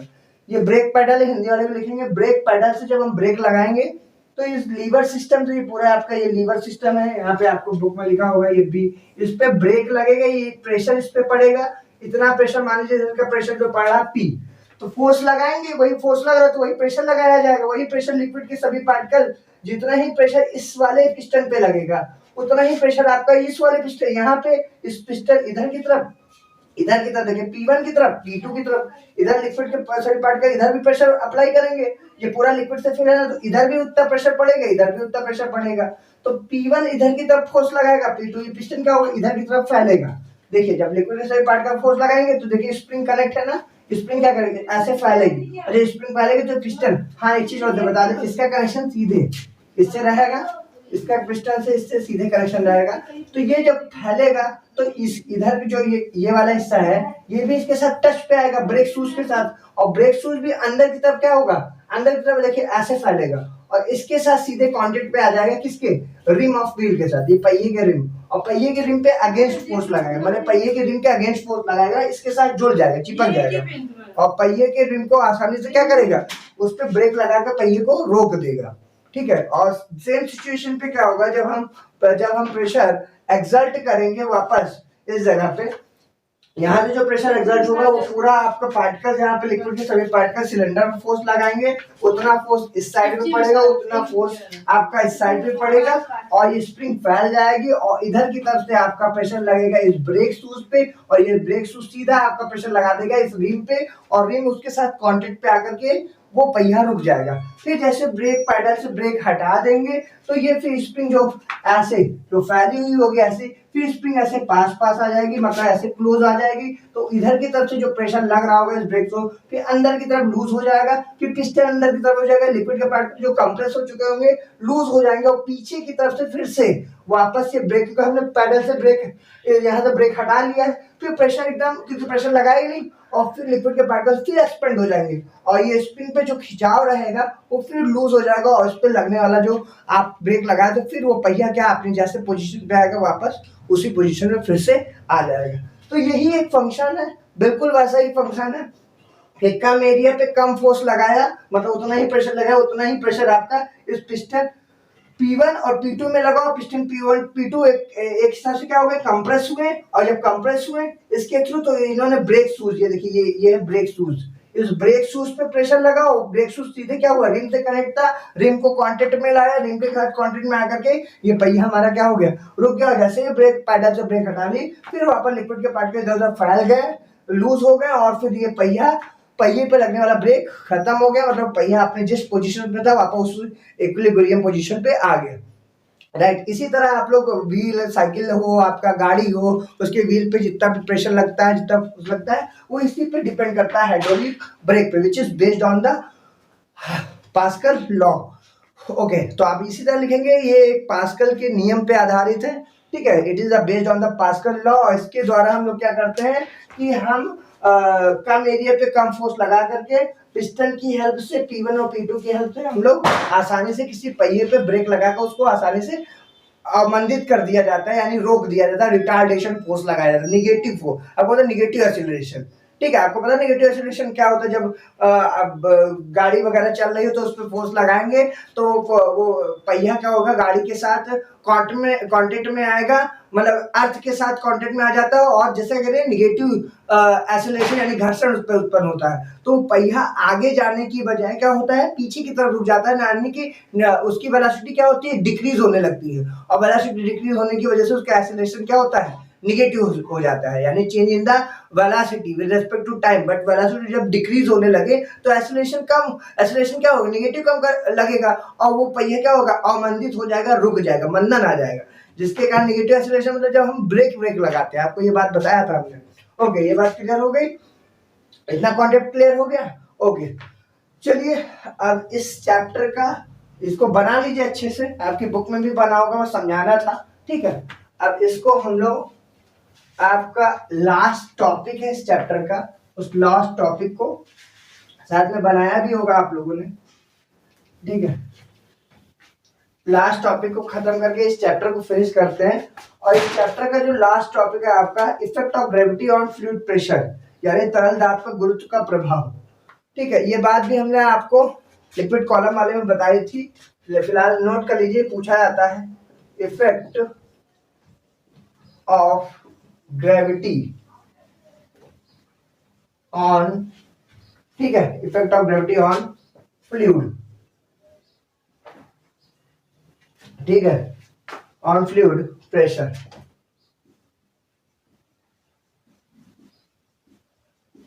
ठीक है, यानी कि तरल दाब पे लिक्विड का क्या प्रभाव पड़ता है, या वो तरल दाब पर गुरुत्व का क्या प्रभाव पड़ता है, तरल दाब पर गुरुत्व का प्रभाव पूछ लिया जाता है, यहां से भी क्वेश्चन बनते हैं। गुरुत्व का प्रभाव भैया सीधे सीधे ज्यादा इस पर कहानी लिखने की जरूरत नहीं है। वही लिक्विड कॉलम वाली है बेटा, pressure is exerted on the liquid column. एक कंटेनर ले लेंगे, एक इमेजिनरी सिलेंडर कंसीडर कर लेंगे और उसमें वही लैंग्वेज लिख देंगे। सी और डी पॉइंट इसमें कई बार हमने आपको बताया, इस बात को हम बार बार रिपीट नहीं करेंगे, वही लैंग्वेज आप लिख लीजिएगा। और ये सिलेंडर क्या है, लिक्विड से पूरा फिल होगा। तो हम इस पे जो C1 से C1 और C2 यानी जितना प्रेशर आपका C1 से लगेगा उतना प्रेशर C2 नीचे, उतना ही प्रेशर सॉरी C2 नहीं, उतना ही प्रेशर आपका पॉइंट D पर भी ट्रांसफर होगा। और यानी इस पे लगने वाला जो फोर्स F1 होगा, विपरीत दिशा पे अपोजिट पे F2, इधर से नीचे से ऊपर लगेगा फोर्स F2। और इस पे जो टोटल लगने वाला है सिलेंडर का लिक्विड के पार्टिकल्स के थ्रू जो टोटल लगने वाला फोर्स प्रेशर हो जाएगा P बराबर H रो G। तो ग्रेविटी का क्या प्रभाव पड़ेगा वो चीज आपको समझना है, गुरुत्व का क्या प्रभाव पड़ेगा।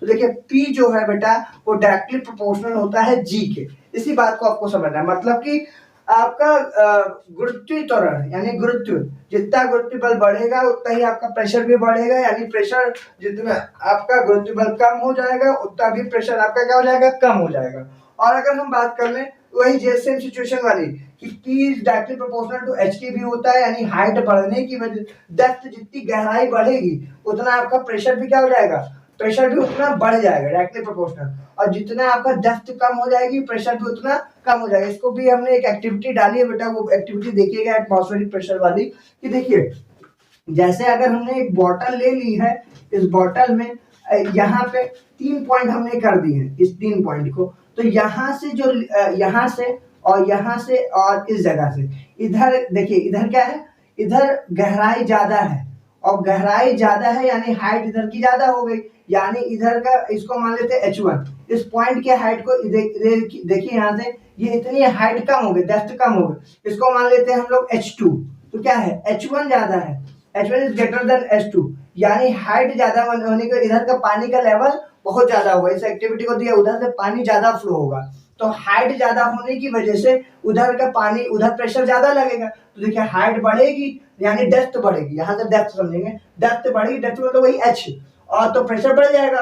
और देखिए इधर H2 का H1 की तुलना में कम है, यानी H2 क्या है, H2 is less than H1। तो इधर का जो फ्लो होगा ये नीचे वाले फ्लो की तुलना में कम होगा, और ऊपर वाला तो और कम है, तो ऊपर वाला क्या हो जाएगा, ऊपर वाला उसकी तुलना में फ्लो जो होगा, फ्लो उसका लेवल होगा वाटर के निकलने का वो और कम हो जाएगा। इस एक्टिविटी को देखिएगा, ठीक है।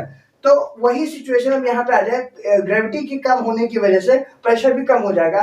और अगर in the absence of the gravity, यही बात लिखनी है, गुरुत्व का क्या प्रभाव पड़ेगा, कि गुरुत्व बल बढ़ेगा तो प्रेशर बढ़ेगा, दाब बढ़ेगा, गुरुत्व बल कम हो जाएगा, दाब कम हो जाएगा।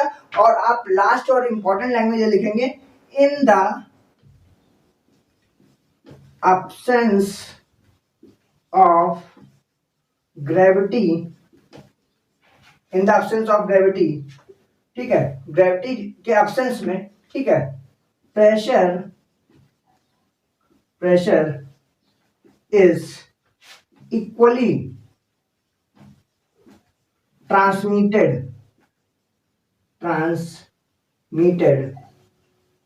ठीक है, pressure is equally transmitted, erase कर ले रहे हैं यहाँ पे,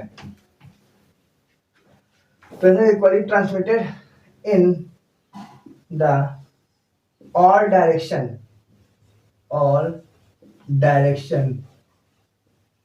एट सेम लेवल, ये बात ध्यान से देखिएगा, सेम लेवल, उसी लेवल पे सभी दिशाओं में समान रूप से प्रेशर संचालित होगा, दाब लगे कैसे, इस बात से बेटा P2 minus P1 equal to H rho G, आपको पता है इसी के फॉर्मूला आप लोगों ने निकाला था। और अगर हम G को क्या कर दें, 0 कर दें, तो P2 minus P1 equal to, अब यहाँ पे G को दीजिए, कह रहे हैं ना गुरुत्व का क्या प्रभाव पड़ेगा, गुरुत्व बल यानी कि G की वैल्यू अगर 0 हो जाए, यानी कि आपसे ग्रेविटेशनल एक्सेलरेशन अगर 0 हो जाए, तो देखिए H रो इंटू 0, तो P2 minus P1 equal to 0। और देखिए क्या निकल के हमारा बात क्या सिद्ध हो गई, ये बात ये प्रूफ हो गई कि P2 P1 के बराबर होगा।